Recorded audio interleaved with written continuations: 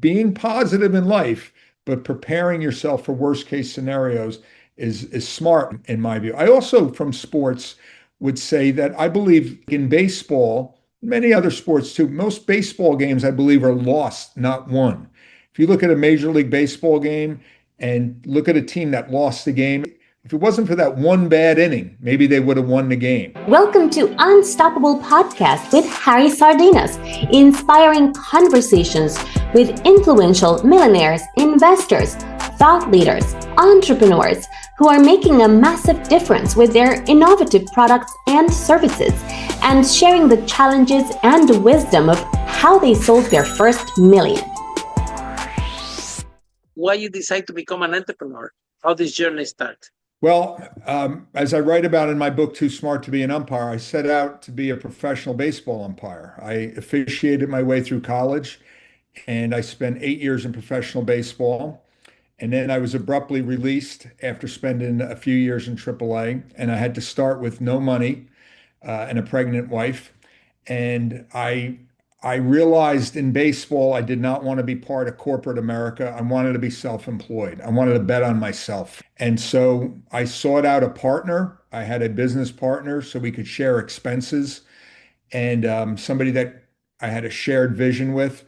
And I basically was an employee in professional baseball for 8 years, and I wanted to work for myself. I'm shocked at how much the business grew. One thing I could mention is having a process that worked. I think that was critical. I learned that from sports. Process, process, process. I never once sat down with our employees and said, our goal this year is to grow sales by 10%. The only thing we ever focused on was our process. Process for an initial client meeting, writing financial plans, service follow-up, how employees are treated in the office. Everything was in writing, and things evolve over time. You get better at things. You're trying to get to this place you never get to. The old football coach Vince Lombardi said, by trying to achieve perfection, we achieve excellence. So that was a key in my view. I'm sorry I didn't hear it. So how you learn? How Where did do I you learn? learn? Well, I learned, first of all, when I talked about getting your equipment, I learned in school. I spent 4 years getting myself re-educated at night after spending 8 years in the minor leagues in baseball. Within 4 years, I passed all four parts of the CPA exam in one sitting. I passed the certified financial planner exam. I obtained a master's degree in taxation, and I received securities and insurance licenses. So I was going to be as competent as anybody out there. That's what I did. So I learned that way. Once you start in business, a very good book I read that I'd recommend to anybody is the E Myth by Michael Gerber on why most small businesses fail and how to avoid them. And I learned the hard way I needed to be working on my business more so than being in my business. As a young accountant, I was your typical accountant working Saturdays and Sundays during tax season, and I soon realized there wasn't enough of me to go around. I made the mistake of hiring the lowest paid employees and the least competent, and I learned that it's cheaper to hire the best possible people and surround them with love. So I made mistakes like everybody else does, but they weren't fatal. So hire the best people when you do start hiring employees, and make sure they complement you, that they're not your clone, that will enhance your business. More lessons from a sport that you think have been useful in your life as an entrepreneur. I learned a lot of lessons in sports. At the first one was learning that these great athletes that everybody admires are just human beings like the rest of us. They work very hard, they're very talented, but you start to realize after you're working with them for 8 years, why can't I be just as successful as they are? They're just regular people. And I can name drop working with Hank Aaron, Ted Williams, Stan Musial. I didn't umpire their games, but I worked with them on different levels. And they're people just like the rest of us. Again, having a process that works, that is the key to any sport. As an umpire, I had a process for calling balls and strikes, and it worked, and it was very successful. Um, because of my release from baseball, preparing for worst case scenarios has served me very well. It's not all, you can have a positive attitude on life and your business, but as a business owner, you must prepare for horrible events that can take place and be ready for them. I believe that my business went to another level after the 2008 financial crisis because I had my clients prepared for worst case scenarios. After 2008, our business grew by almost 400% in a very short period of time because I protected people from the downside, something that I learned from baseball. I also learned in baseball how not to treat employees. People in professional sports treat the lower end of their employees like garbage.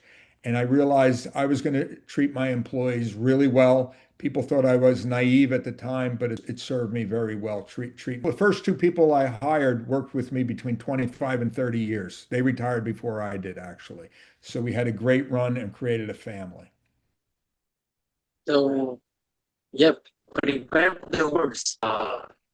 This is anything can go wrong. I'm So, having, how you prepare for the worst?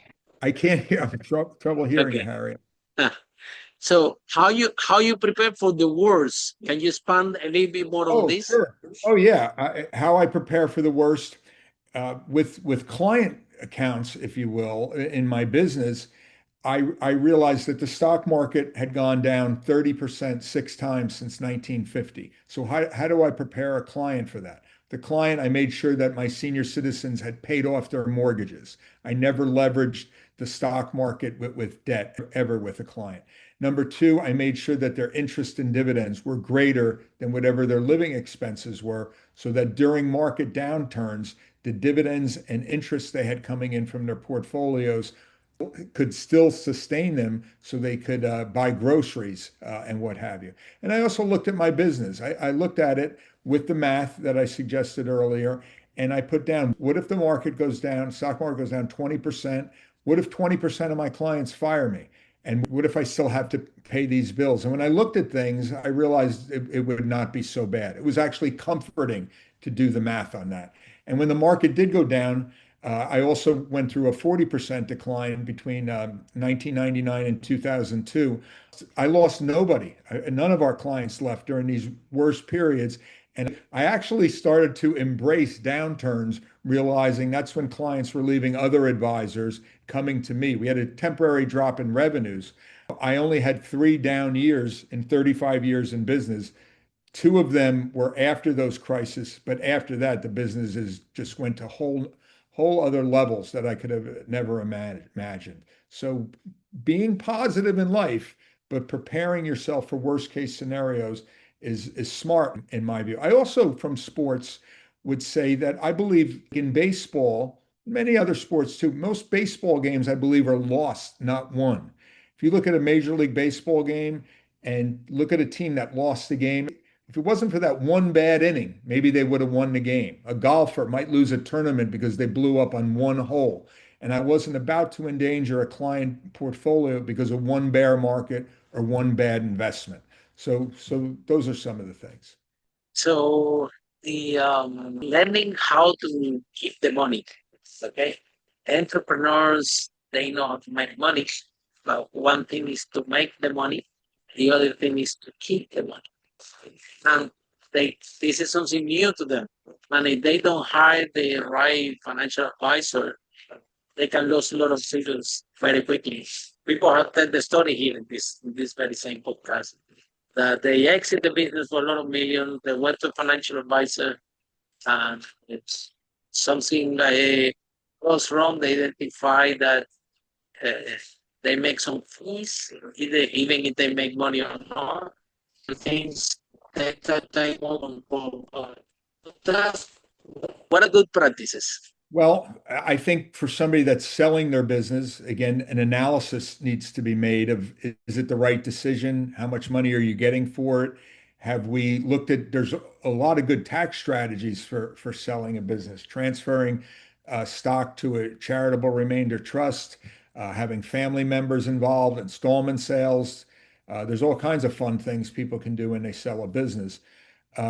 While you operate the business, making sure you have the best possible pension plan so you could save on money, making sure you have the right entity structure, the right accounting method. But once you sell the business, you have to start over again with that written plan again of your income from your investments, the cash flow that you're going to have for your lifestyle. And that plan's got to be in writing, preparing for worst case scenarios. Again, I do that with every single client. And then relying on the interest and dividends to sustain you over the rest of your life.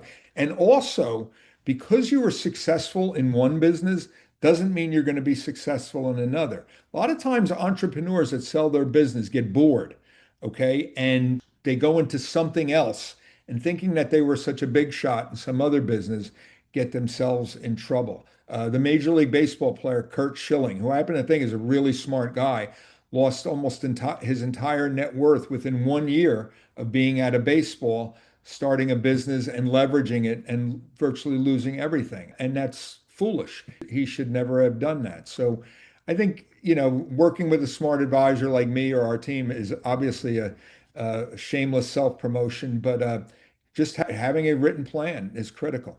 Tell us about your book. Why you decide to write the book? What's your favorite chapter? My book, Too Smart to Be an Umpire, which I'll shamelessly promote here with a photo right there, Too Smart to Be an Umpire. I thought the public might be interested in it because people love sports and the internet's gone viral with all these arguments in baseball games. So I spend 8 years going through baseball war stories. And then I get released and I go through the minutia of how to start a business with no money, how to grow it, and then how to exit out of it as well. My favorite chapter in the book is when I passed the CPA exam because I was out of baseball 1 year. I was in a depression and I put everything I had into studying for that exam.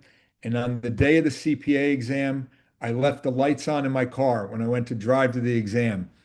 And I promised a woman, Sherry DeCorso, that ended up driving me to day one of a 3-day test. I said, Sherry, if I pass this test, as long as I'm in business, you're getting your taxes done for free. And I passed it and I kept my word to her. But when I passed that exam, I knew my life was about to become better again. I felt like the loss from baseball was put in the rearview mirror and it would be off to the races from that day forward. And it was with hiccups along the way.